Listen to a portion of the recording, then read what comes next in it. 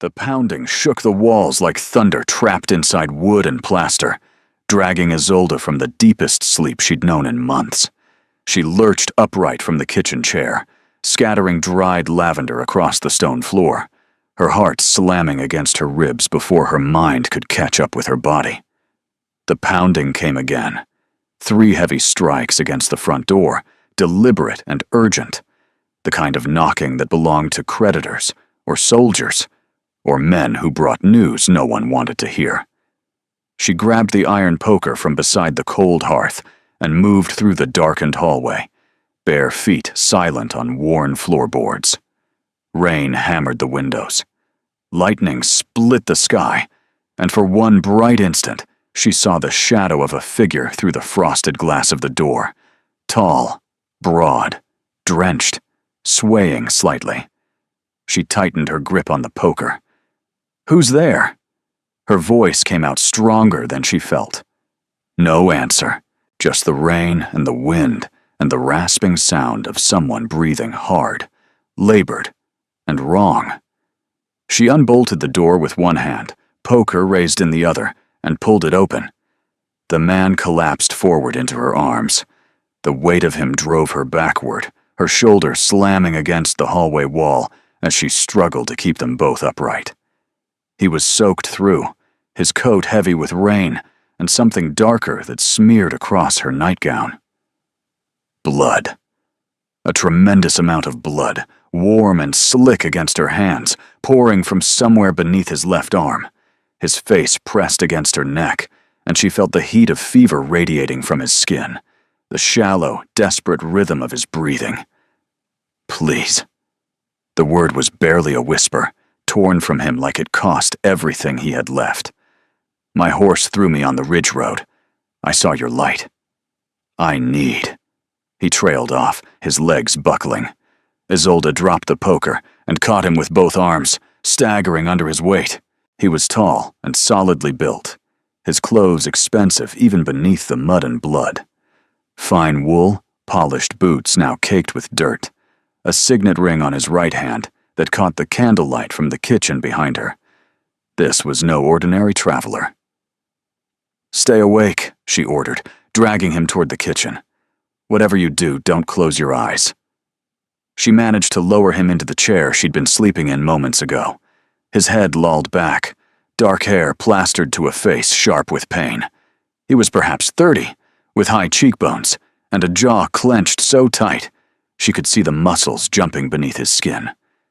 Even half-conscious and bleeding, there was something commanding about him, an authority that clung to him like the rain. Isolde grabbed the kitchen shears and cut away his coat, then his waistcoat. The shirt beneath was soaked crimson on the left side.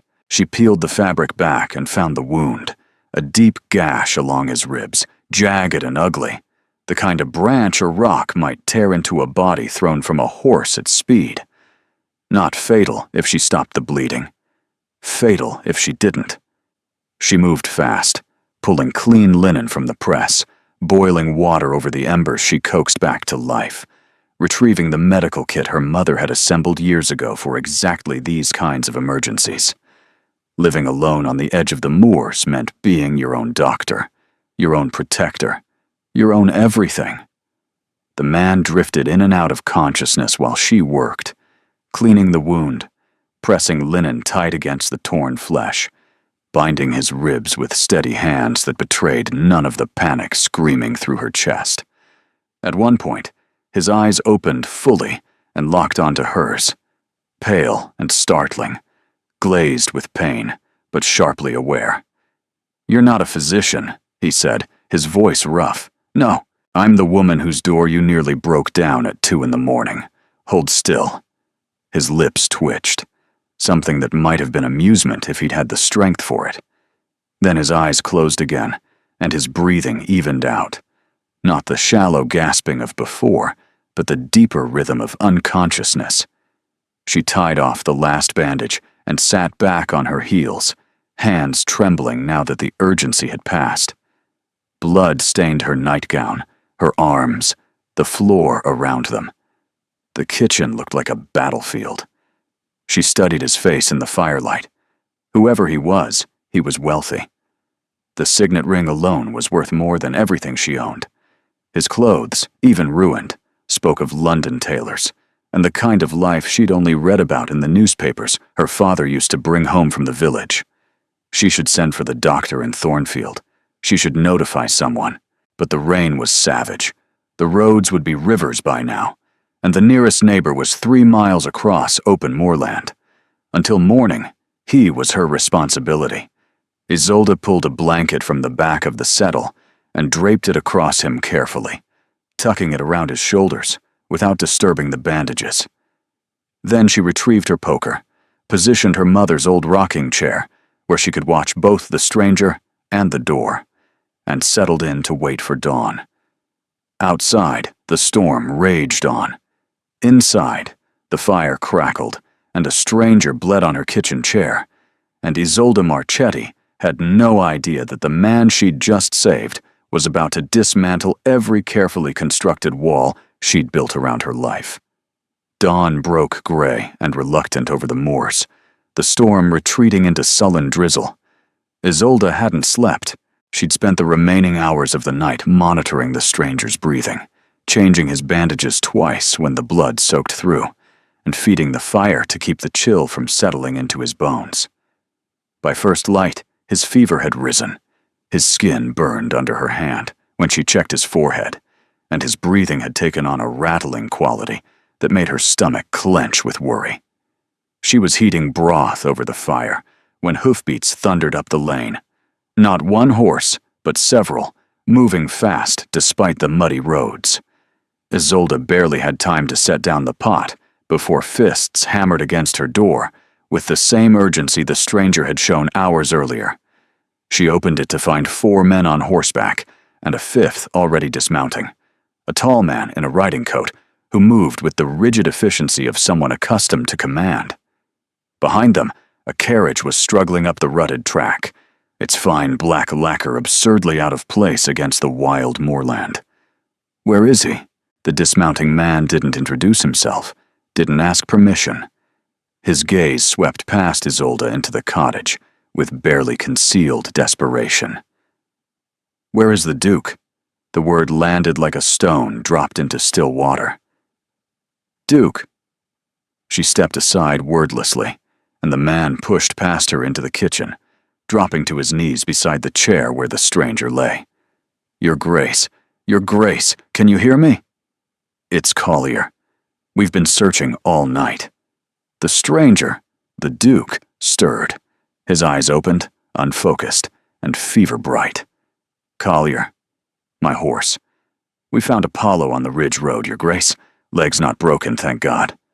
But you," he turned to Isolde, his expression shifting from relief to sharp assessment. "Who are you? What happened?" "My name is Isolde Marchetti. He arrived at my door around 2 this morning with a deep laceration along his left ribs. I cleaned and bound the wound, but he's developed a fever. He needs a proper physician." Collier stared at her, then at the bandages visible beneath the blanket, then at the blood-stained kitchen. "You did this yourself." There was no one else. The carriage had arrived now, and more men were entering her small cottage, filling it with the smell of wet wool and expensive leather. 2 of them lifted the Duke from the chair with practiced care, carrying him toward the carriage. His eyes found Isolde as they moved him, and even through the fever, that sharp awareness flickered. The woman, he managed, his hand catching Collier's sleeve. "She saved my life. See to it." "Yes, Your Grace."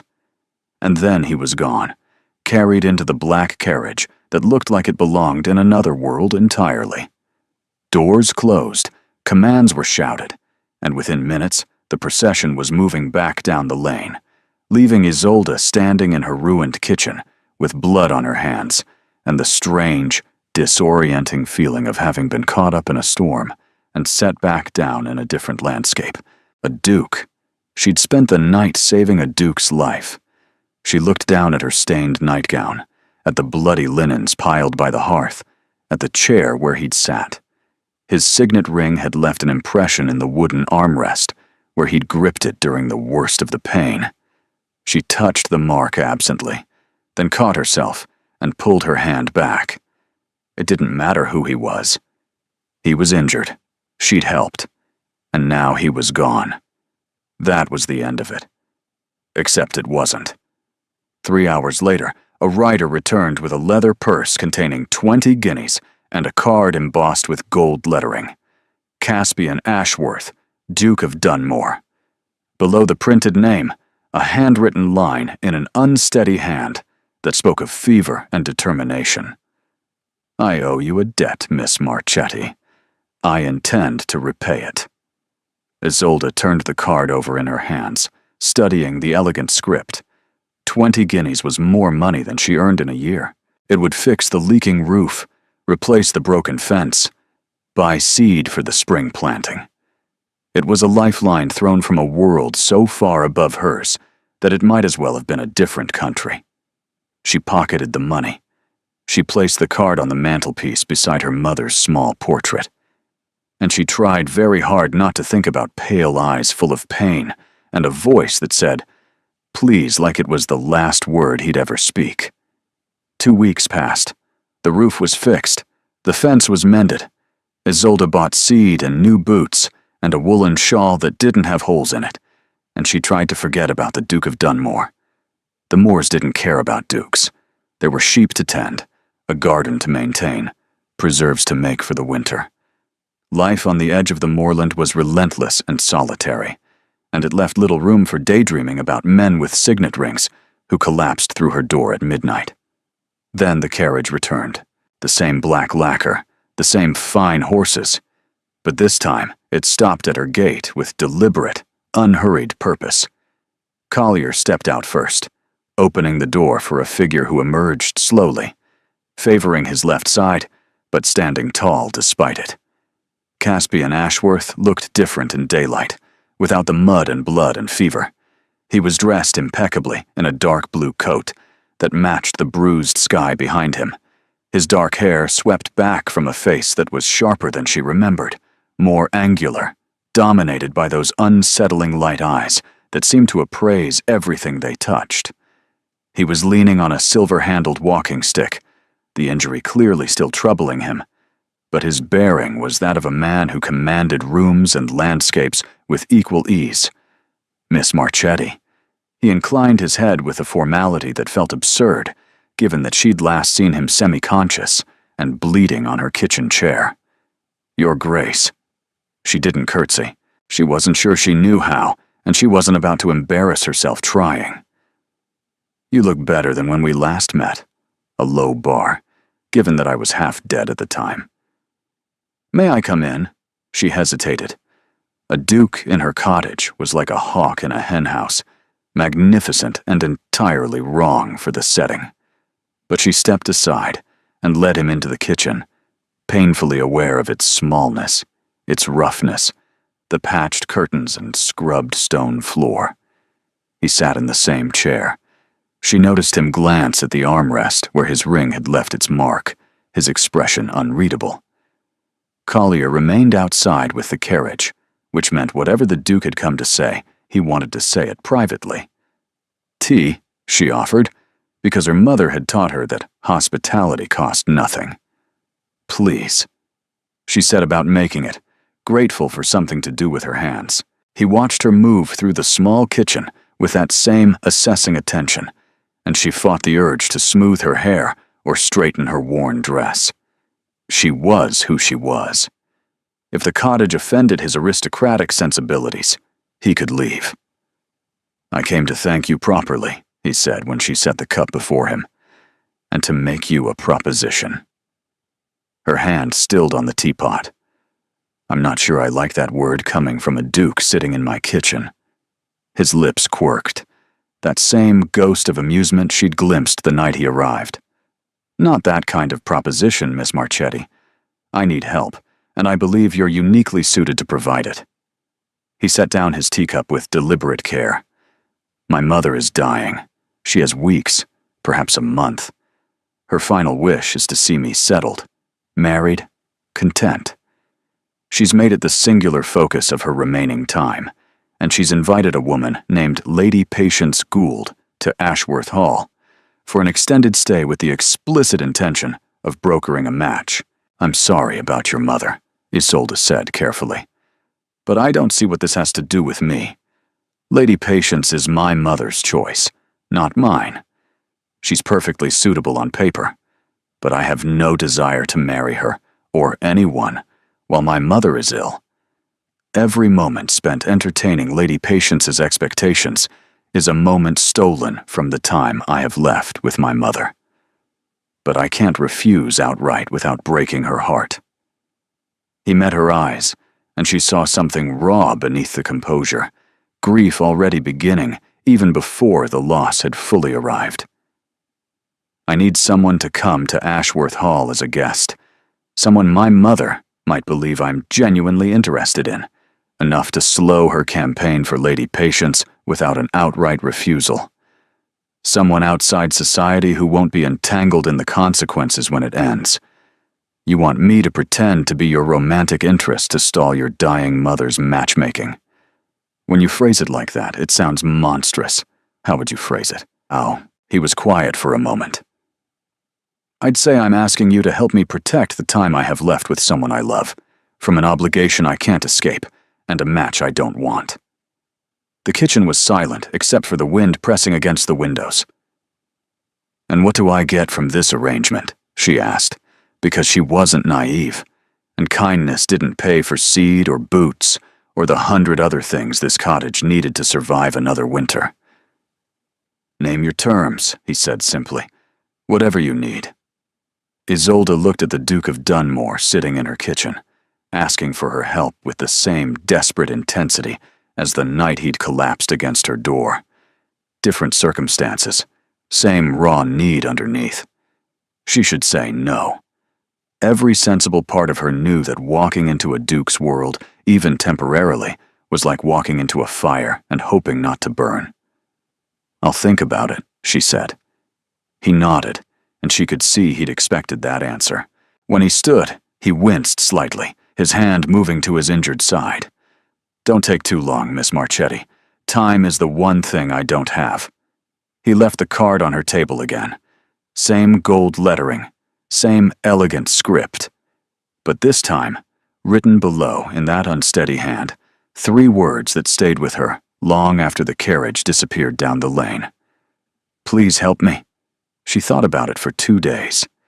2 days of tending sheep and pulling weeds and staring at the gold-embossed card on her kitchen table while the wind howled across the moors like something grieving. 2 days of arguing with herself, listing reasons to refuse, and finding each one slightly less convincing than the last.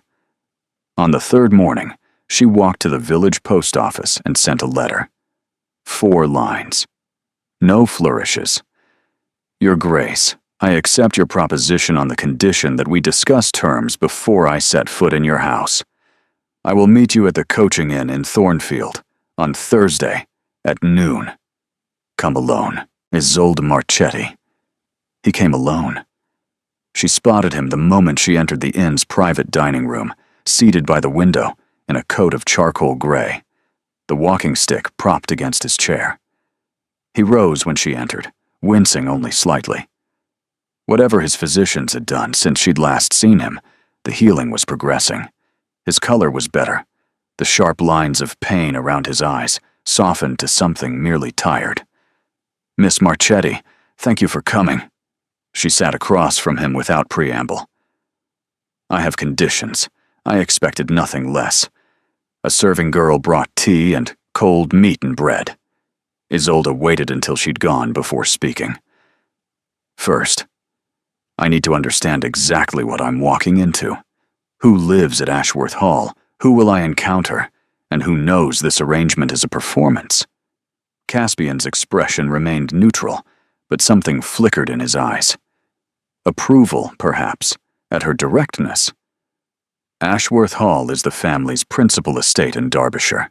Currently in residence are my mother, the Dowager Duchess, my younger brother, Hadrian, who is 22 and generally harmless, unless you get him started on horse breeding, Mrs. Lennox, the housekeeper, who has been with the family since before I was born, and Mrs. Nothing.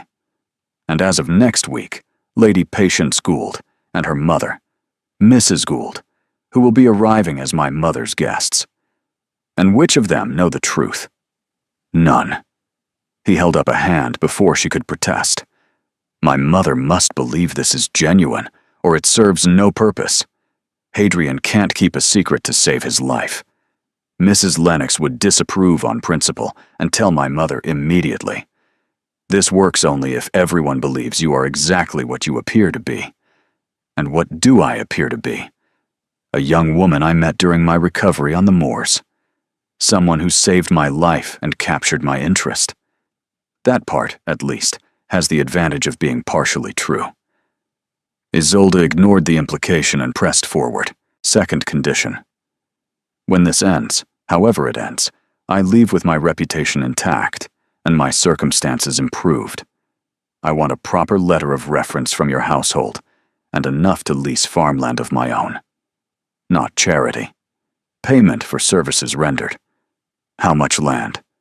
40 acres. Enough to run a flock and be self-sufficient. I'm tired of surviving on someone else's margins. His eyebrows rose slightly. You've thought about this. I've thought about nothing else for 3 years, Your Grace. I just never had the means to act on it. He studied her across the table, and she held his gaze without flinching. She'd learned long ago that looking away was the same as surrendering, and she couldn't afford to surrender anything else. 40 acres, he said. I have tenant land available near the estate, productive soil, good drainage, existing boundaries. It's yours when this concludes, with a proper lease at favorable terms. Not a gift. An arrangement. Third condition. Isolde set down her teacup with deliberate care. I won't lie to your mother about who I am. I'll play the role of a woman you're interested in, but I won't invent a false family or a fabricated history. If she asks about my background, I tell the truth. A farmer's daughter who lost her parents and works the land alone. Take it or leave it. The silence stretched between them like wire pulled taut. She could see him calculating, weighing the risk of honesty against the safety of deception. My mother will think you're beneath me, he said finally. Not cruelly, but as a statement of fact. Most people would agree with her. I don't. The words landed quietly but with weight. Isolde felt something shift in her chest, a door she'd bolted shut, creaking slightly on its hinges. She ignored it. Then we have an agreement. Almost. He leaned forward, his voice dropping. I have a condition of my own. Whatever happens at Ashworth Hall, whatever you see or hear regarding my mother's illness, it stays within those walls. Her dignity matters more to me than anything else in this arrangement. I won't have her final weeks become gossip for drawing rooms. You have my word, Your Grace. Caspian, if you're coming to my home as a potential match, you'll need to use my name. Calling me Your Grace over dinner will raise questions.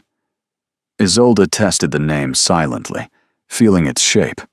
It was a name that belonged to libraries and ballrooms and places she'd never been. Not to moorland kitchens and muddy sheep pens. Caspian, she said aloud. Fine. And you'll call me Isolde. He extended his hand across the table. Not the formal bow he'd given her at the cottage, but a straightforward handshake, the kind you'd offer a partner in business. She took it. His grip was firm and warm, and the signet ring pressed briefly against her fingers. I'll send a carriage on Monday, he said. Bring whatever you need. We'll say you've been invited as a guest to thank you for your help during my accident. That's the truth. Exactly. The best deceptions are built on truth, Miss Isolde. She pulled her hand back. Don't make me regret this. He almost smiled. I'll do my best.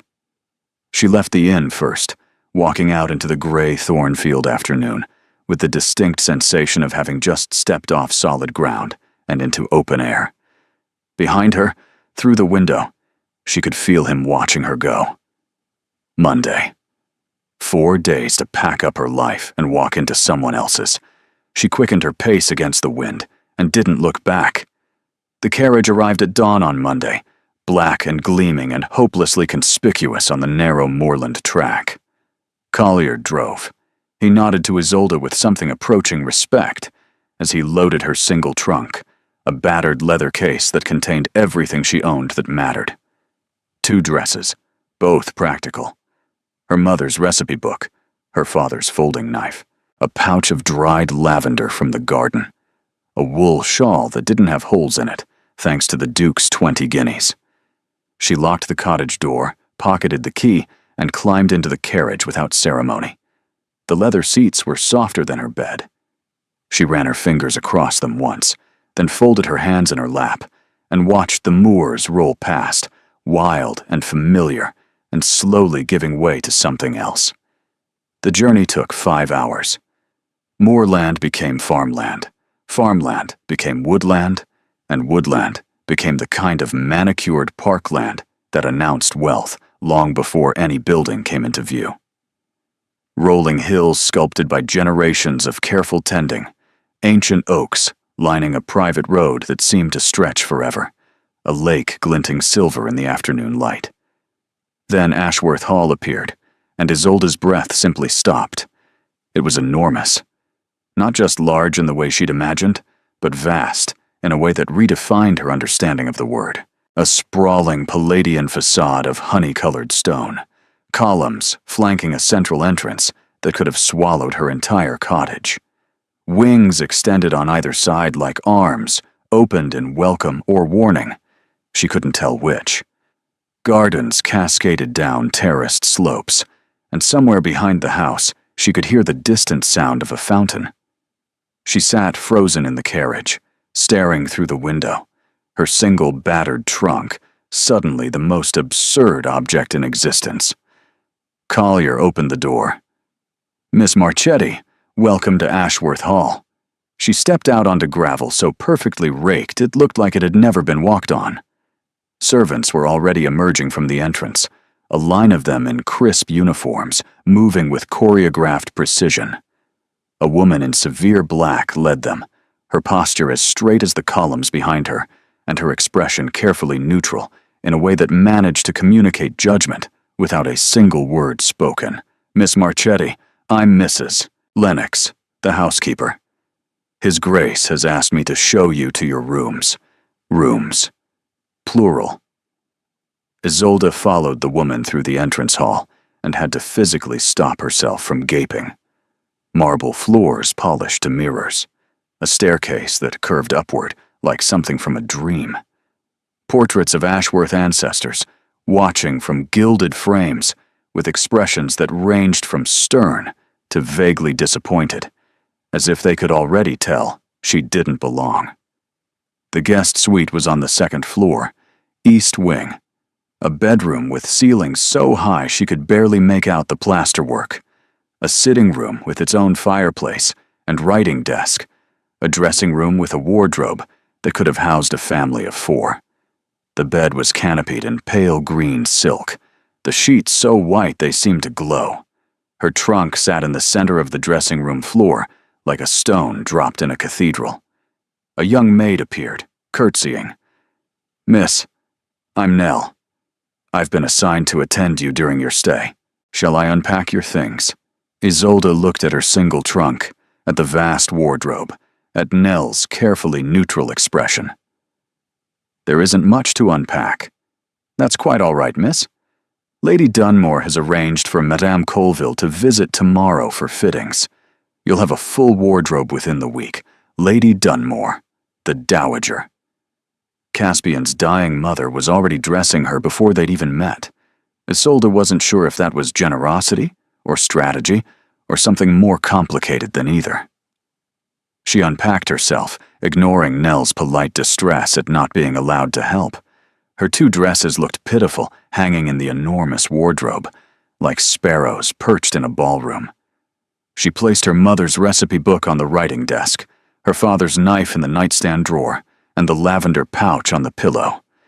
There. Now it smelled like home, even if nothing else felt like it. She found Caspian in a ground-floor study lined with maps and estate documents. He was standing at the window, watching the gardens, and turned when she entered. His walking stick was absent. Either the injury had healed, or his pride had overruled it. "You're settled." "I'm overwhelmed, but I'll manage. Your housekeeper looks at me like she's cataloging my flaws for a report. She does that to everyone. Don't take it personally." "And your mother?" "Resting. She tires easily now." He said it flatly, the way people spoke about things that hurt too much for inflection. "She'll join us for dinner. That will be your first meeting. Any guidance?" "Be yourself. She values honesty above everything. She'll see through pretense in seconds." "You told me to pretend. I told you to be a woman I'm interested in. I didn't tell you to be someone you're not." "There's a difference." Before she could respond, a door crashed open somewhere in the house, followed by rapid footsteps and a voice that carried the energy of a small hurricane. "Is she here? Caspian, is she here? Tell me she's here. Tell. I've been waiting all day." A young man burst into the study, tall and lanky with the same dark hair as Caspian, but none of his composure. He had an open, eager face, slightly sunburned, and the kind of restless energy that suggested he'd rather be outdoors than anywhere with walls. "Hadrian." Caspian's voice carried a warning that his brother completely ignored. "You must be Isolde." Hadrian seized her hand and shook it vigorously. "The woman who saved my brother's life with kitchen shears and linen strips. That's the most extraordinary thing I've ever heard. Was there a great deal of blood?" Caspian never tells me anything interesting. "There was a great deal of blood," Isolde confirmed, startled into honesty by his enthusiasm. "Magnificent." "I knew it. He's been unbearably mysterious about the whole thing, which means it was either very dramatic or very embarrassing. Probably both. Are you really a shepherdess? Do you have a crook? Do the sheep have names?" "Hadrian." Caspian's voice had sharpened. "Perhaps let Miss Marchetti breathe before you interrogate her." But Hadrian's warmth was disarming, and Isolde found herself almost smiling. "Some of them have names," she said. "The difficult ones mostly." Hadrian beamed. "I like her already. Mother's going to be fascinated. Dinner is at 7, by the way." "Wear something," he gestured vaguely. "Duchessy." He vanished as quickly as he'd appeared, leaving a trail of energy in his wake. Isolde turned to Caspian. "Is he always like that?" "Always." Caspian's expression was unreadable, but something softened at the edges. "He's the only genuinely happy person in this house. Don't let him lose that." It wasn't a request. It was a plea disguised as an instruction, and it told Isolde more about the Duke of Dunmore than anything else he'd said. 7 o'clock. Dinner with a dying duchess who could see through pretense. Isolde looked down at her worn dress, at her calloused hands, at the woman she actually was standing in the middle of a life she'd borrowed. This was either going to work, or it was going to be the most spectacular failure of her life. The Dowager Duchess of Dunmore was not what Isolde expected. She'd imagined frailty, pallor, the visible markers of illness that she'd seen take her own mother. But Evadne Ashworth descended to dinner in a gown of deep burgundy silk, her silver hair swept up with pearl-tipped pins, her posture so regal it made the chair she settled into look like a throne. Only her eyes betrayed her, sunken slightly, shadowed with a fatigue that no amount of powder could fully conceal. And her hands, thin, almost translucent, gripping the table's edge as she sat with a care that suggested the simple act of sitting down required more strength than she wanted to admit. She was beautiful in the way old cathedrals were beautiful, worn and weathered, but still commanding awe. "So," she said, her gaze fixing on Isolde with an intensity that pinned her to her chair. "You're the young woman who pulled my son off the floor and stitched him together with kitchen linen. It wasn't quite stitching, Your Grace. More like aggressive bandaging." Evadne's lips twitched. Hadrian, who was already halfway through his soup, made an enthusiastic noise. "I told you she was wonderful." "I'll decide that for myself, thank you." The Dowager studied Isolde over the rim of her wineglass. Your name is Italian. My father's family. He came to England as a young man, married an Englishwoman and settled on the moors. They're both gone now. I'm sorry for your loss. How long? My mother 3 years ago. My father the year before that. And you've been alone since? I have. By choice? By necessity. Isolde held the older woman's gaze. The farm doesn't run itself, and I couldn't afford to hire help. So I learned to manage alone. Evadne set down her glass. You're direct. I appreciate that. Most young women who arrive at my table spend the first hour trying to impress me with accomplishments they don't possess. Can you play the pianoforte? No, Your Grace. Do you paint? Only fence posts. Hadrian choked on his wine. Caspian's expression didn't change, but Isolde caught the barely perceptible shift at the corner of his mouth. And yet my son finds you interesting enough to invite to his home. The dowager's tone was conversational, but the steel beneath it was unmistakable. Why do you suppose that is? Because I saved his life and he feels obligated. Is that all? You'd have to ask him, Your Grace. I'm asking you. The dining room fell silent. Hadrian's spoon hovered midair. Caspian sat very still, his gaze moving between Isolde and his mother, with an expression she couldn't read. Isolde set down her fork and spoke carefully. I think your son is a man carrying a great deal of weight, and I think he found it easier to breathe in my kitchen than he does in most rooms. Whether that's about me or simply about being somewhere without expectations, I honestly don't know. The silence that followed was so complete, she could hear the candles flickering. Then Evadne laughed. It was a real laugh, surprised and warm, and it transformed her face entirely, erasing years and illness in a single bright moment. Hadrian exhaled with visible relief. Caspian looked at Isolde with something she hadn't seen in his expression before, something unguarded and almost vulnerable that vanished the moment he noticed her noticing. You'll do, the dowager said, for now. We'll see how you handle Lady Patience. Dinner continued with lighter conversation. Hadrian dominated it cheerfully, telling stories about his horses, about the estate, about Caspian's childhood mishaps that made the Duke's jaw tighten with brotherly exasperation.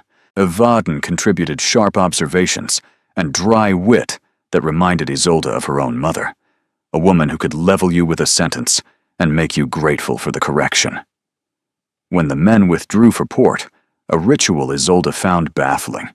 Evadne gestured for her to stay. Walk with me. The dowager moved slowly through the house, her hand resting lightly on Isolde's arm, in a way that could have been companionship, but was clearly necessity. Her strength was fading. The performance at dinner had cost her. They reached a small sitting room off the main gallery, intimate and warm, filled with personal touches, embroidered cushions, a half-finished watercolor on an easel, books stacked on every surface. This was the dowager's private space, and being invited into it felt significant. Sit with me, Evadne said, lowering herself into a chair by the fire. And listen, because I won't say this twice. Isolde sat. I know what my son is doing. The dowager's voice was quiet but precise. He thinks he's being clever, bringing you here to distract me from Lady Patience. He thinks I can't see through a scheme he's been constructing since Tuesday. Isolde's stomach dropped.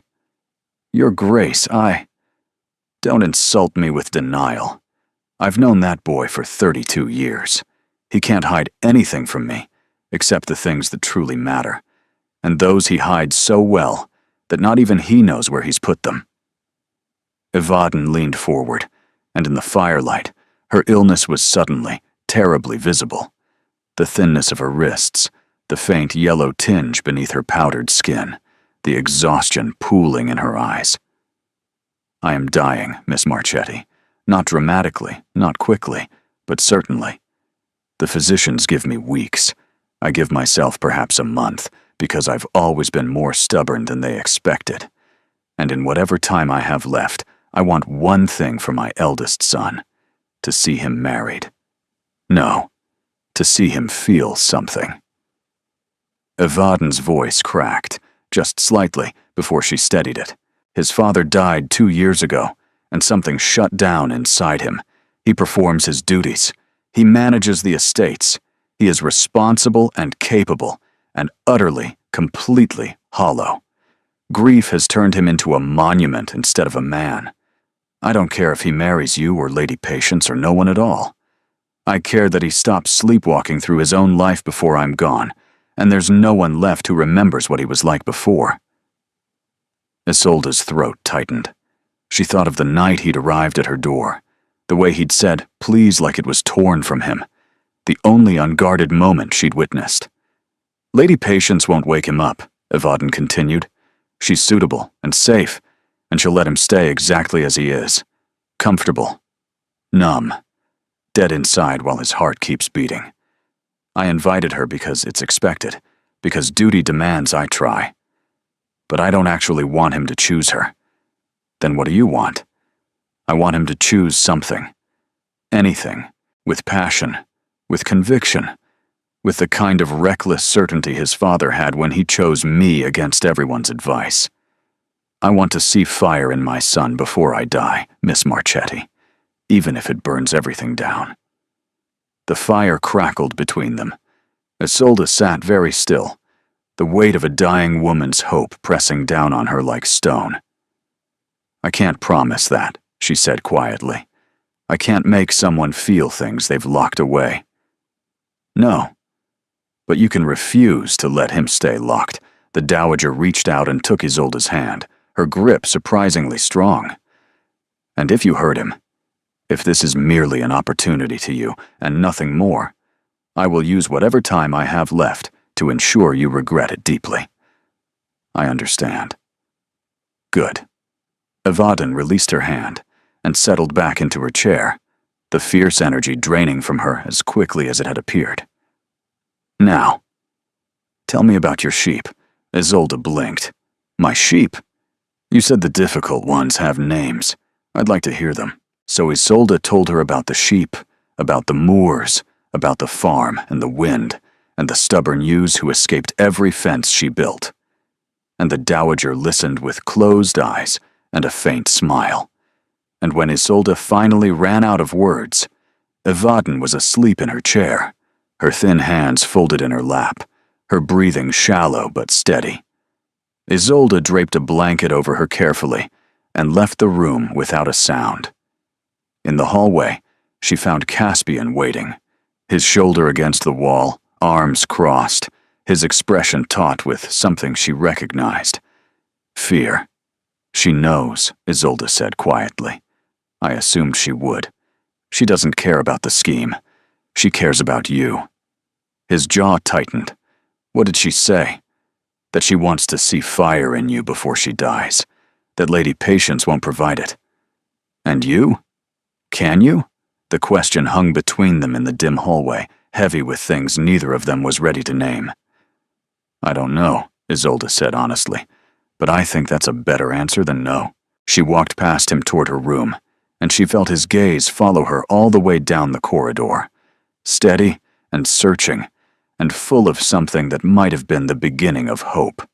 Lady Patience Gould arrived on a Tuesday, trailing silk and certainty like a ship cutting through still water. She was tall and fair, with cornflower blue eyes, and the kind of porcelain composure that suggested she'd been sculpted rather than born. Her mother, Mrs. Gould, was a smaller, sharper version of the same design, with a calculating gaze that swept through Ashworth Hall like an inventory. Isolde watched their arrival from the library window, standing behind the curtain like a spy in her own borrowed life. Caspian met them at the entrance with Hadrian at his side, all formal courtesy and ducal hospitality. Lady Patience curtsied with geometric precision. Mrs. Gould smiled with the satisfied air of a woman who'd already planned the wedding breakfast. She's very beautiful, Isolde said to no one. She's very boring, Hadrian's voice replied from behind her. Isolde spun to find him sprawled across a reading chair, boots on the upholstery, in a way that would have given Mrs. Lennox a seizure. I've met her 3 times. Each conversation felt like drowning in warm milk. Pleasant, suffocating, impossible to escape. That's unkind. It's accurate. Watch her at dinner tonight. She agrees with everything Caspian says. Every single thing. It's eerie.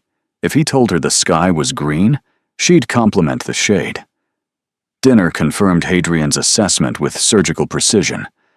Lady Patience was perfectly mannered, perfectly dressed, perfectly agreeable, and perfectly empty. She laughed at the right moments, complimented the right dishes, expressed interest in the right topics, and left absolutely no impression whatsoever. It was like watching someone perform the idea of a person without actually being one. Mrs. Gould, by contrast, was sharply present. Her eyes tracked every interaction, every glance, every pause. When Isolde spoke, Mrs. Gould studied her with the focused attention of someone cataloging a threat. "Miss Marchetti," Lady Patience said over dessert, her voice sweet as spun sugar.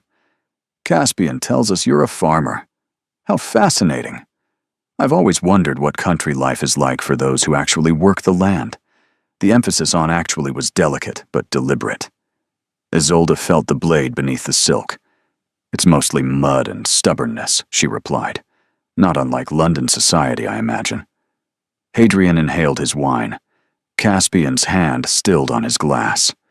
Evadne, who had joined dinner with visible effort, made a sound that might have been a cough or might have been a laugh.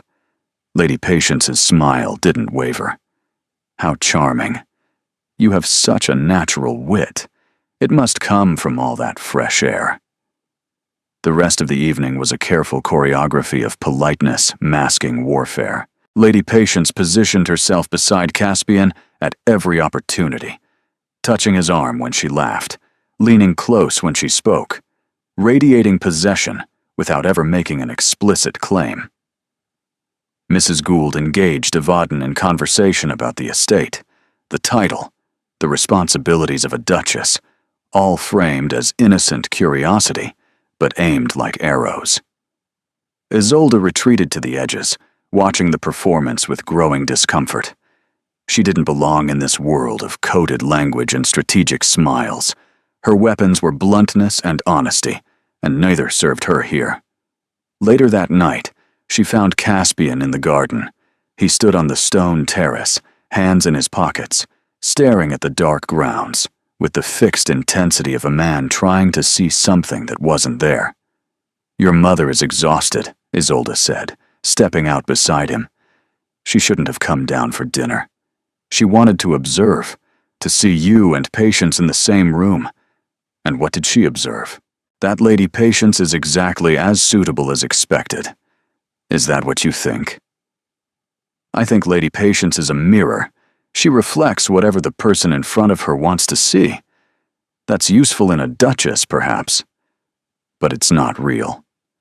Caspian turned to her, and in the moonlight his eyes were silver. "What do you see when you look at me?" The question caught her off guard. She considered deflecting, offering something safe and meaningless. Instead, she told the truth. "I see a man standing in a garden at midnight because he can't bear to be inside his own house. I see someone who carries grief like a second skeleton, holding him upright and crushing him at the same time. I see someone who's afraid of losing his mother, and even more afraid of admitting it." His expression didn't change, but something shifted behind his eyes, a wall developing a crack, too thin to see, but too deep to ignore. "You see too much," he said quietly.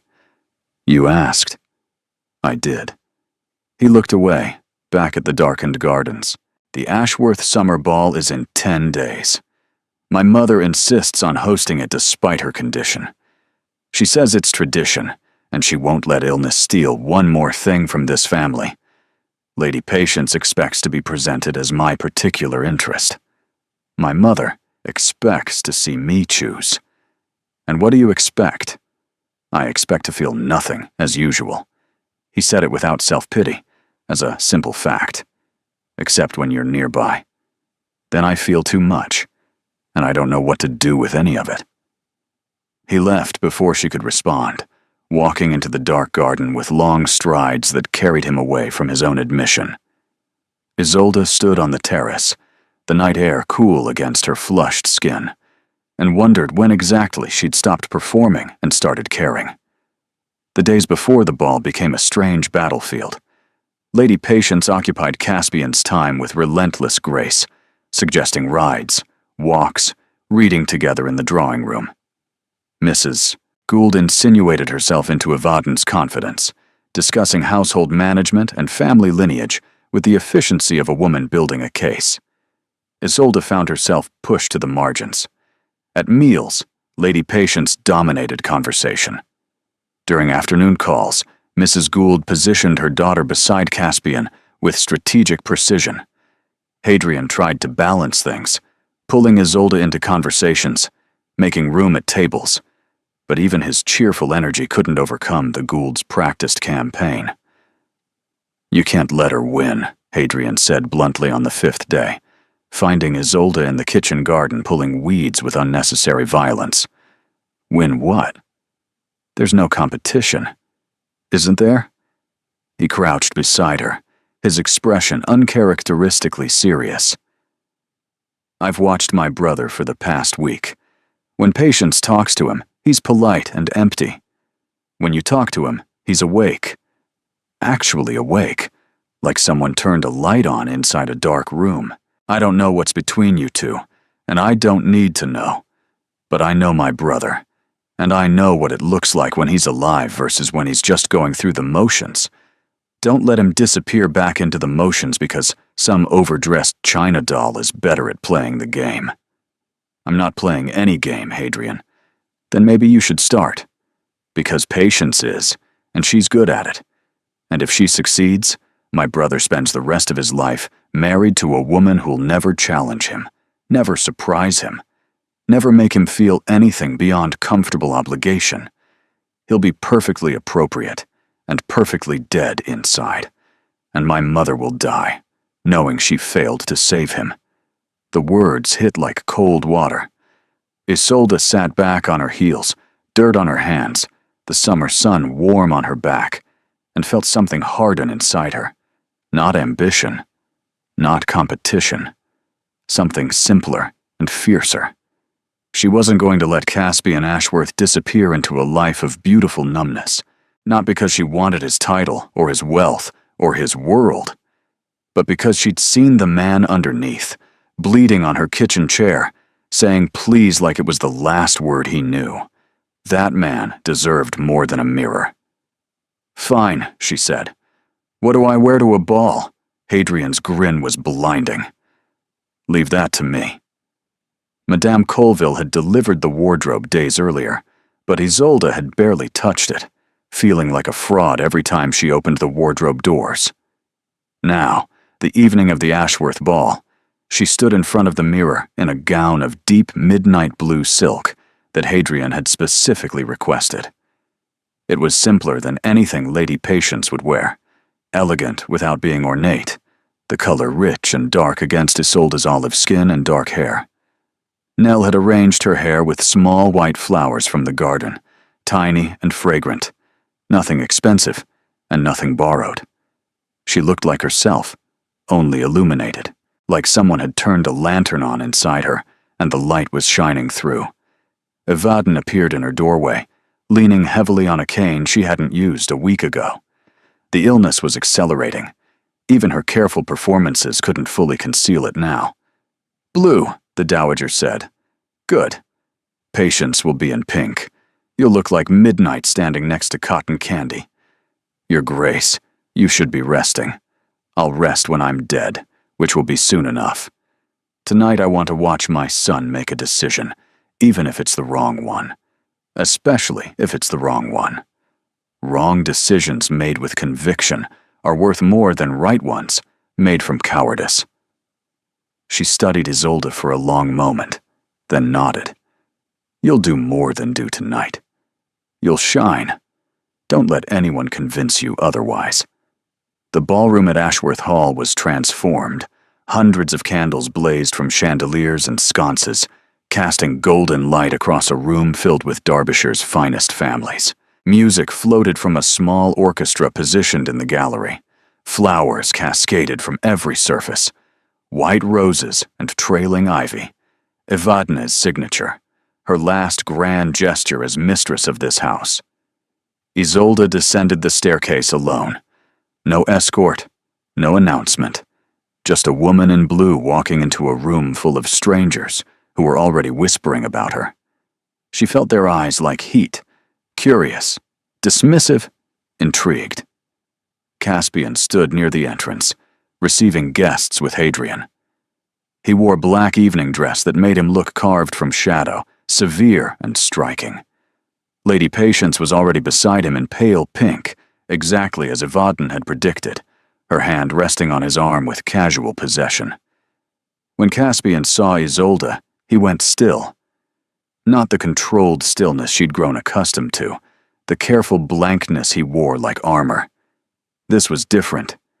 This was the stillness of someone who'd been struck and hadn't yet remembered how to move. Lady Patience noticed. Her fingers tightened on his arm. "Your Grace? Is something wrong?" "Nothing," he said, but his attention hadn't left Isolde. "Excuse me for a moment." He crossed the ballroom to her, and the whispers intensified. Lady Patience's smile hardened to porcelain. Mrs. Gould's expression sharpened to a blade. "You look," he began, then stopped, started again. "That dress. Hadrian chose it. Remind me to thank him." He offered his hand. "Will you dance? Won't that cause problems?" "Almost certainly." He held her gaze, and she saw the faintest crack in his composure, something warm and reckless underneath. "Dance with me anyway." She took his hand. The orchestra began a waltz, and they moved together with the ease of two people who'd been circling each other for weeks, finally letting gravity win. His hand at her waist burned through the silk. Her palm against his shoulder felt his heartbeat, faster than his composed expression would suggest. "People are staring," she said. "Let them stare." "Let. Lady Patience is furious. Lady Patience will survive." He pulled her slightly closer, just enough to cross the line between formal and intimate. "Isolde, I need to tell you something. That sounds ominous. My mother collapsed this afternoon. The physicians say her time is shorter than we thought. Days, perhaps. A week at most." The words knocked the air from her lungs. "Caspian, I'm so sorry. She asked me something tonight, before the ball. She asked if I loved you." Isolde's heart stopped. "What did you say?" "I said I didn't know." His jaw tightened. "I said I didn't know, because I've spent so long not feeling anything that I can't tell the difference between love and the mere absence of numbness." But that was a lie. The waltz carried them past the watching crowd, past Lady Patience's frozen smile, past Mrs. Gould's calculating stare, past Hadrian's anxious hope. "It was a lie," Caspian continued, his voice dropping to something only she could hear, "because I know exactly what this is. I've known since you told me to hold still while you bandaged me in your kitchen, since you sat in a coaching inn and demanded 40 acres like a general negotiating terms, since you told my mother about your sheep and she fell asleep smiling for the first time in months. Caspian, don't. Not here. Where, then? When?" He pulled back enough to look at her, and his eyes were raw in a way she'd never seen. "My mother is dying. Time is not something I have the luxury of wasting. So I'm telling you now, in front of everyone, because I'm tired of being appropriate, and I'm tired of being numb, and I'm tired of pretending that you're just an arrangement." The waltz ended. They stood in the center of the ballroom, the silence around them charged, like the air before a storm. "Miss Marchetti," Lady Patience's voice cut through the moment like a blade. "I believe the next dance is mine with His Grace. We did agree, didn't we, Your Grace?" Caspian didn't look at her. His focus stayed on Isolde, searching, waiting. "Go," Isolde whispered. "Dance with her. We'll talk later." He released her hand slowly, reluctantly, and let Lady Patience lead him away. Isolde stepped back into the crowd, on legs that barely held her, her mind reeling, her heart hammering against her ribs. She found the nearest doorway and escaped into a corridor, pressing her back against the cool stone wall, breathing hard. This wasn't the plan. This wasn't the arrangement. She was supposed to be a distraction, a temporary presence, a woman who'd return to her moors when the season ended with 40 acres and nothing more. She wasn't supposed to fall in love with a man who was about to lose his mother. She wasn't supposed to feel like her chest was breaking open every time he looked at her. She wasn't supposed to want this. Footsteps in the corridor. She straightened, expecting Caspian, expecting Hadrian. It was Mrs. Gould. The older woman stood in the corridor with the composed menace of someone who'd come to deliver a verdict. Her smile was polished and cold. "Miss Marchetti, I think it's time we had an honest conversation." Isolde lifted her chin. "By all means. My daughter will be the Duchess of Dunmore. This has been arranged between our families for over a year. The Dowager's illness has accelerated the timeline, but the outcome was never in question. You are an inconvenience, a temporary distraction for a grieving man who isn't thinking clearly. I'm not trying to steal anyone's future, Mrs. Gould, aren't you?" The woman stepped closer. A farmer's daughter wearing a borrowed dress in a borrowed house, playing at being something she's not. "How long do you think this fantasy lasts? How long before he sees you for what you actually are?" Each word was a precisely aimed stone, and each one hit its mark. Because Mrs. Gould wasn't saying anything Isolde hadn't already thought in the dark hours before dawn. "I know exactly what I am," Isolde said, her voice steady despite the fracturing inside. "And so does he. That's the difference between me and your daughter. He doesn't have to pretend when he's with me." Mrs. Gould's expression hardened. "You'll regret this, Miss Marchetti. Society has a long memory and very sharp teeth." She swept back toward the ballroom, leaving Isolde alone in the corridor, with her racing heart and the terrible, exhilarating certainty that she'd just drawn a line she couldn't uncross. The morning after the ball, everything shattered. Isolde came downstairs to find the breakfast room silent and tense. Hadrian sat with his head in his hands. Caspian was absent. Mrs. Lennox stood in the doorway with an expression that had finally abandoned neutrality for open distress. "What's happened?" "It's Mother," Hadrian said without looking up. "She collapsed again last night, after the ball. The physicians are with her now. Isolde's blood ran cold. Is she? She's alive." But his voice broke. "They're saying today might be the last clear day. After this, she may not wake again." Isolde moved toward the stairs, but Mrs. Lennox stepped into her path. "His Grace has asked that no one disturb the Dowager except family, miss." The word family landed like a door slamming shut. Isolde wasn't family. She was a guest, an arrangement, a temporary fixture who had no claim on the grief unfolding behind closed doors. She nodded and retreated to the library, where she sat with her hands folded and her heart aching for a woman who'd laughed at her sheep stories and called her son a monument instead of a man. Hours passed. Servants moved through the house in hushed urgency. Lady Patience and Mrs. Gould withdrew to their rooms with appropriate murmurs of concern. Hadrian disappeared upstairs and didn't come back down. Caspian found her at dusk. He stood in the library doorway looking gutted, aged 10 years and 12 hours. His cravat was gone, his shirt sleeves rolled up, his hair disordered from running his hands through it repeatedly. "She's sleeping," he said. "The physicians have made her comfortable. Caspian, I'm so sorry. What can I do?" "Nothing." His voice was flat, emptied of everything. "There's nothing anyone can do." He crossed to the desk and began shuffling papers with mechanical precision, the same retreat into duty she'd watched him perform before. Estate correspondence, account ledgers, the machinery of responsibility grinding forward regardless of what was happening in the rooms above. "Stop," she said. "Don't do this. Don't disappear into paperwork while your mother is upstairs dying. I am managing my affairs, Miss Marchetti. I'd thank you not to tell me how to grieve."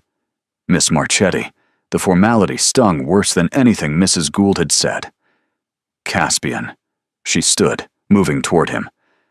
"Last night, at the ball, you said—" "I said a great many things I shouldn't have." His voice was ice. "I was emotional and indiscreet, and I put you in an impossible position in front of half the county. That was unconscionable. So you're taking it back. I'm restoring clarity." He didn't look at her. "My mother is dying. Lady Patience's family expects an answer. The estate requires my full attention.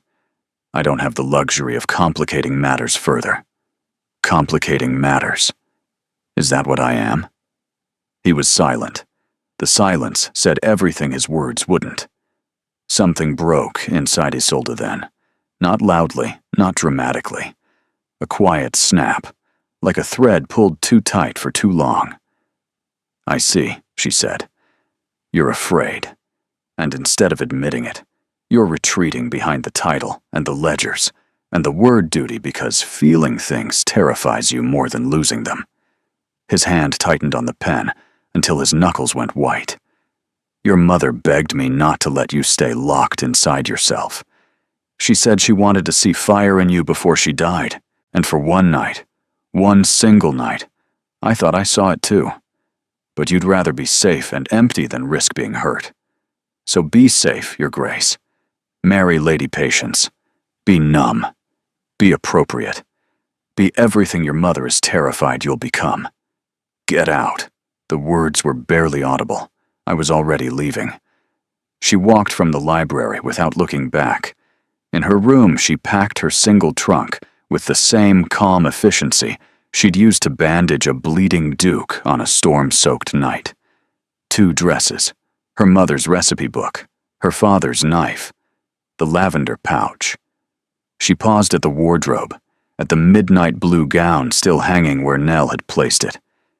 She touched the silk once, briefly, then closed the wardrobe door. She left no letter. There was nothing to say that she hadn't already said to his face. Collier drove her to Thornfield in silence. He helped her down at the coaching inn, handed her the trunk, and hesitated. "Miss, for what it's worth, I've served His Grace for 11 years. I've never seen him the way he's been since you arrived." "It wasn't enough," she said. "Give my regards to Hadrian. And please, when the Dowager wakes, tell her I'm sorry I couldn't keep my promise." She turned away before he could respond, walked into the coaching inn, and booked passage on the morning mail coach heading north. Behind her, the carriage stood in the inn yard for a long time before it finally turned and drove back toward Ashworth Hall. The cottage was exactly as she'd left it. The same stone walls, the same cold hearth, the same view of moorland stretching to the horizon like an ocean made of earth and heather. Even the chair where Caspian had sat was unchanged, the armrest still bearing the faint impression of his signet ring. Isolde unpacked her trunk, rebuilt the fire, and checked the sheep. The rhythms of survival reasserted themselves with mechanical familiarity. Feed the animals, mend the fence, boil water, eat, sleep, repeat. She didn't sleep.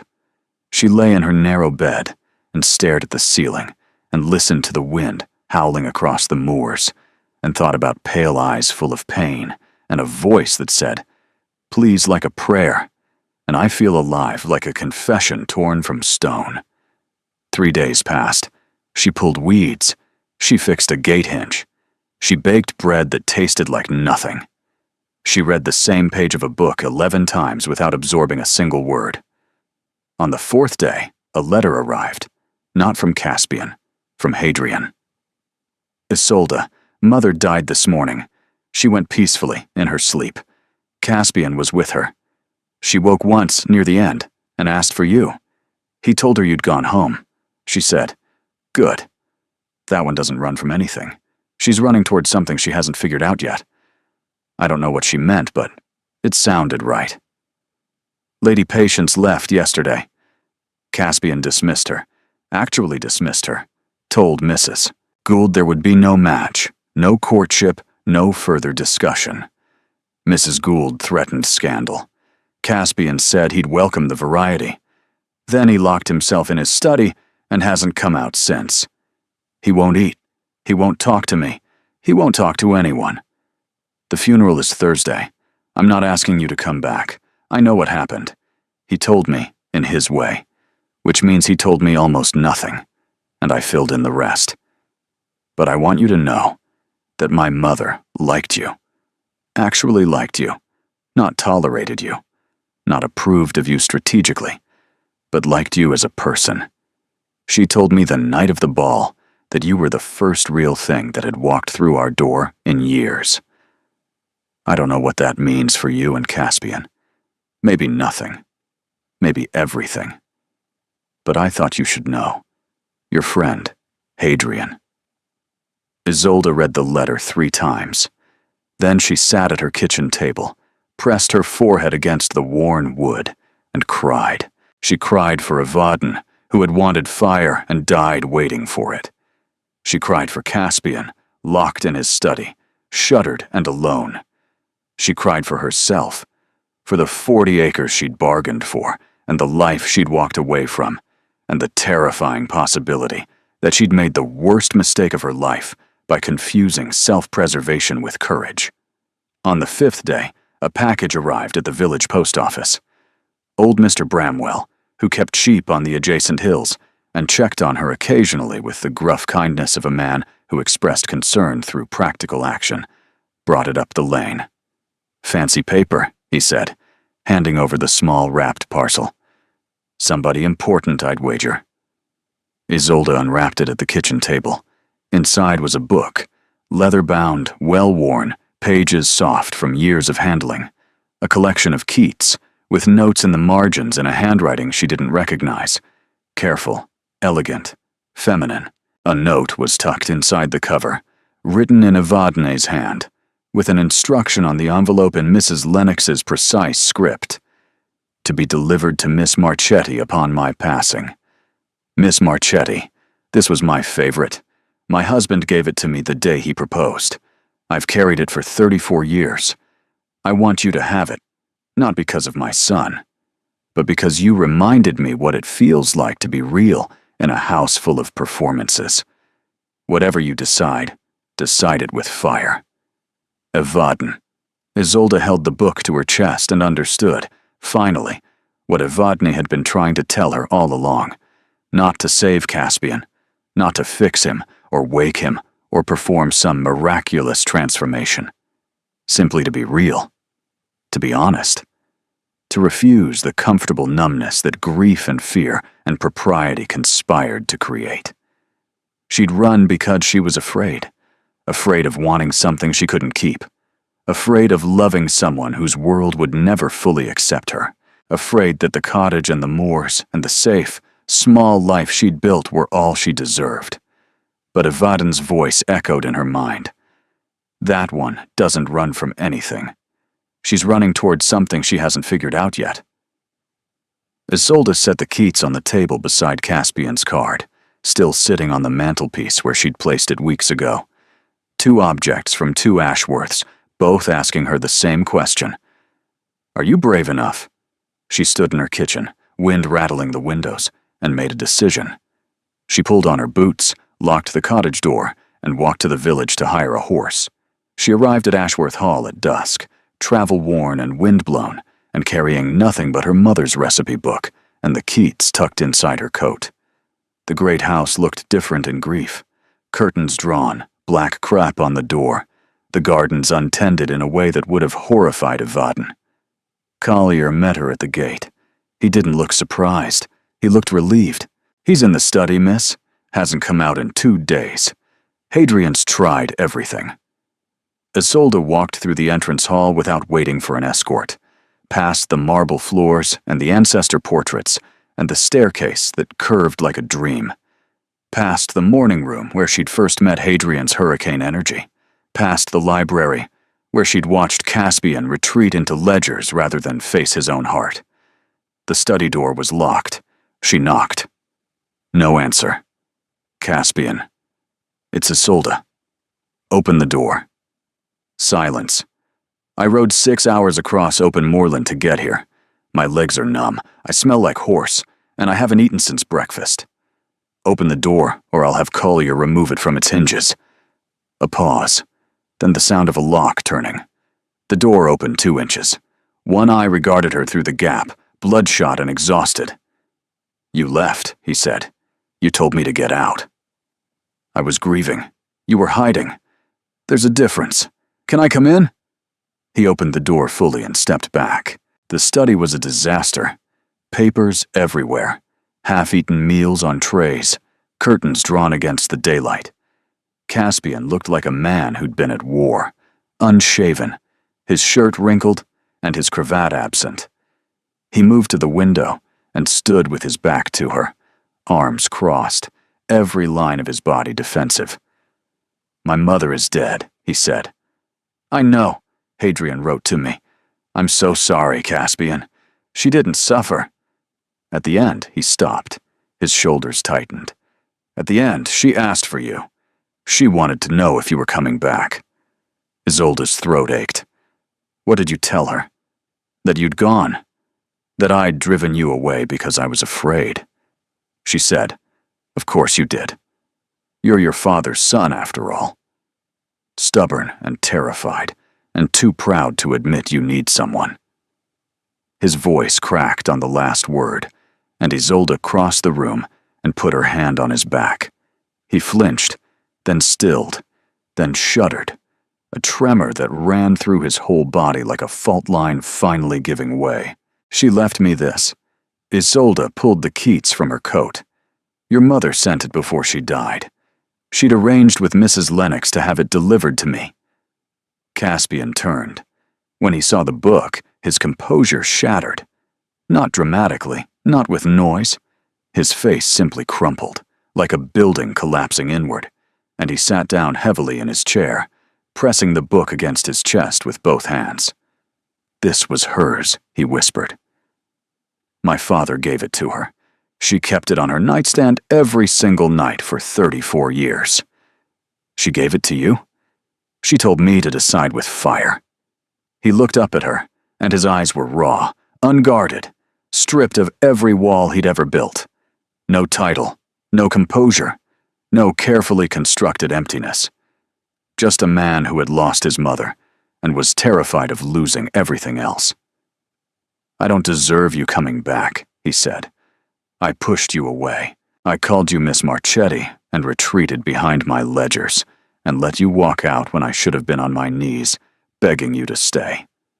Yes, you should have. I'm sorry. The words came out ragged. I'm sorry for being a coward. I'm sorry for hiding behind duty when what I actually felt was terror. You told me my mother wanted fire, and I gave her ashes. Isolde knelt beside his chair, taking his hands. You were with her at the end. She died knowing you were there. That matters more than anything else.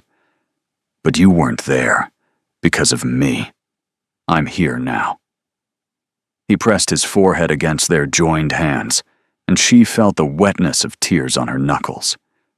The Duke of Dunmore, who held himself with the authority of someone accustomed to commanding rooms, crying silently in a dark study while holding his dead mother's favorite book. Isolde let him grieve. She didn't speak, didn't soothe, didn't try to fix anything. She simply stayed, her hands in his, her presence the only anchor he had. When he finally lifted his head, his eyes were red, but clear, clearer than she'd ever seen them. I love you, he said, not as an arrangement, not as a distraction, not as a solution to a problem. I love you because you're the only person who's ever made me want to be present in my own life. Because you told me the truth when everyone else told me what I wanted to hear. Because you bandaged me in a kitchen and demanded 40 acres, and told my mother about your sheep and made her laugh when she'd forgotten how. Isolde's eyes burned. I love you too. I've been trying to talk myself out of it since the coaching inn in Thornfield, and it hasn't worked. Then stop trying. He cupped her face in his hands, his thumbs brushing the tears from her cheeks. Stay. Not as a guest, not as an arrangement. Stay because you want to. Stay because this is real. Your mother's gone. Lady Patience is gone. There's no scheme to maintain anymore. What would I even be staying as? As yourself. As Isolde Marchetti, who runs a farm on the moors and names difficult sheep and doesn't curtsy and isn't afraid to tell a duke he's being a coward to his face. Stay as the woman my mother chose for me before I was brave enough to choose for myself. She kissed him, not carefully, not strategically, not as part of any performance. She kissed him with wind in her hair and the taste of tears between them, and he kissed her back with the desperate tenderness of a man who'd finally stopped drowning. When they pulled apart, Hadrian was standing in the doorway. He was crying and grinning simultaneously, which should have been impossible, but somehow suited him perfectly. Finally, he said, I was going to give you until tomorrow, and then I was riding to the moors myself to drag her back. Caspian almost smiled. It was small and broken and still edged with grief, but it was real. The first real thing in a very long time. The county talked.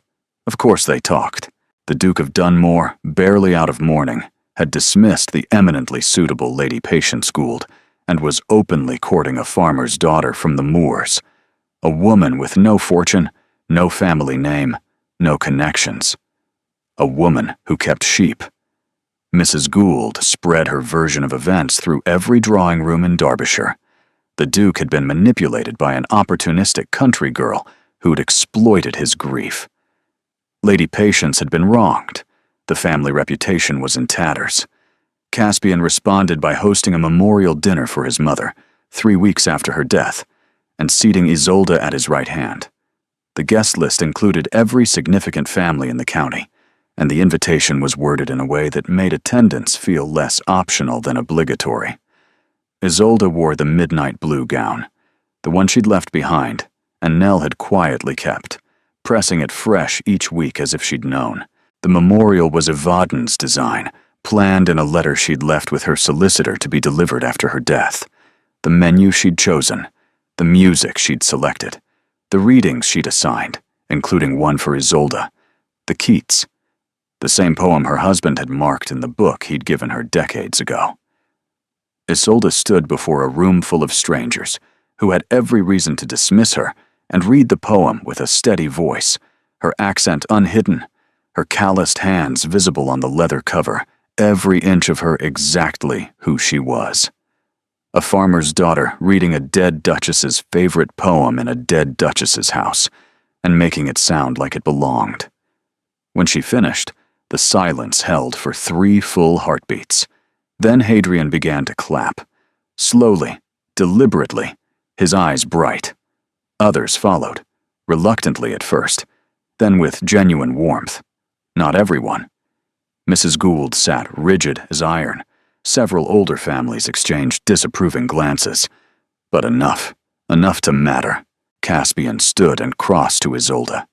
In front of every watching eye, he took her hand and raised it to his lips. Then he turned to address the room. My mother's final wish was not what most of you expected. She didn't ask me to uphold tradition or secure an advantageous match or protect the family's standing. She asked me to choose with fire, to be brave enough to want something real, even if it burned. He looked at Isolde, and his expression held everything he'd spent months trying not to feel. Miss Isolde Marchetti saved my life on a night when I crashed through her door, uninvited, bleeding and desperate. She saved it again by refusing to let me hide from my own grief. And she saved it a 3rd time by coming back when I'd given her every reason not to. He reached into his coat and produced a small box. The whispers erupted like fire through dry grass.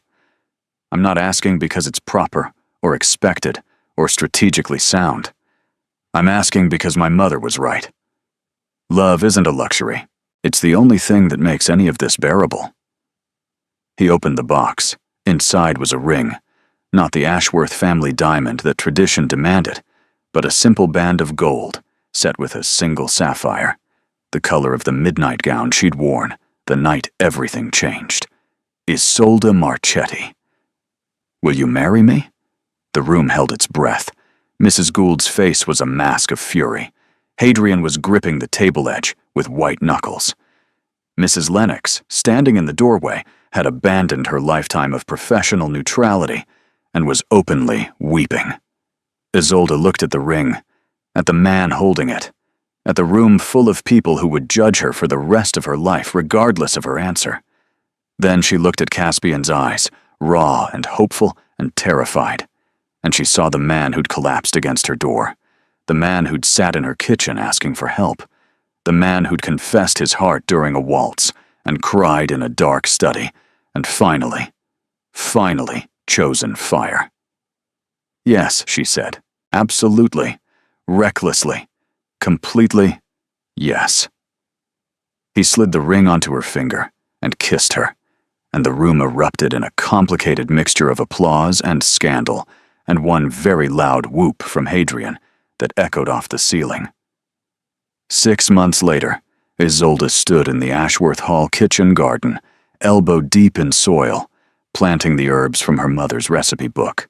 The garden had been neglected for years, but she was bringing it back, one bed at a time. The great house was different now, not transformed, not unrecognizable, but softened, lighter. Curtains open, flowers on tables, the smell of baking drifting from the kitchen where Isolde had taught the cook 3 of her mother's recipes and scandalized Mrs. Lennox by kneading bread in the Duchess's morning dress. Hadrian had taken over management of the tenant farms, channeling his restless energy into something productive. He visited Isolde's old cottage regularly, where he'd installed 2 border collies and was attempting to learn sheep management with more enthusiasm than skill. The 40 acres Isolde had bargained for now adjoined the main estate. She ran her own flock there, stubbornly, joyfully, despite Mrs. Gould's well-publicized horror that the Duchess of Dunmore still kept sheep. The society whispers hadn't stopped entirely. They probably never would. But they'd softened from scandal to curiosity, to something approaching grudging admiration, helped considerably by Isolde's refusal to pretend to be anything she wasn't. She was pulling a stubborn weed when she felt his shadow fall across her. "You have soil on your face," Caspian said. "I have soil everywhere. It's gardening." He knelt beside her, careless of his trousers, and tucked a strand of hair behind her ear. She noticed he still favored his left side slightly on cold mornings, a ghost of the injury that had brought him to her door. "I found something today," he said, "in Mother's desk, a letter she never sent." He handed her a folded page in Evadne's elegant script. "My dear Caspian, by the time you read this, I'll be gone, and you'll be angry with me for meddling, which I did extensively, and without apology. But I want you to know that the girl on the moors was never my scheme. She was my hope. The moment she told me about naming difficult sheep, I knew she was the one who could reach you. Not because she's extraordinary, though she is, but because she's real. And you, my darling stubborn son, have been surrounded by performances your entire life. You needed someone who would refuse to perform. Someone with fire in her spine. Be happy. Be present. Be brave. And for God's sake, let her keep the sheep. All my love. Mother." Caspian's eyes were bright. Isolde pressed her forehead against his shoulder, feeling the steady rhythm of his heartbeat beneath his shirt, and laughed through her tears. "She planned everything," Isolde said. "She planned nothing. She just knew us both well enough to trust what would happen." They stayed in the garden as the sun moved across the sky, planting herbs and pulling weeds and talking about nothing and everything. The Duke and Duchess of Dunmore, covered in soil, surrounded by sheep, perfectly and completely alive. And on the mantelpiece inside, beside the Keats and the gold-embossed card, sat a small framed watercolor of the moorland cottage where it had all begun, painted by Evadne in her final weeks, when her hands had still been steady enough to hold a brush. She'd titled it in her careful script along the bottom edge, "The Door Where Everything Changed." Thank you for being here. You are the reason these stories exist, because you believe in love that chooses courage over convenience, in characters who fight for happiness despite the odds, in endings that feel earned and true. Your presence makes this space warm and welcoming, and I'm grateful for every moment you spend with these characters. Do you have a favorite line or scene? Your engagement helps me understand what moves you, what keeps you listening, and what kinds of stories to create next. Consider subscribing if you'd like more stories with emotional depth and genuine character growth. Thank you for being here. You make this community what it is.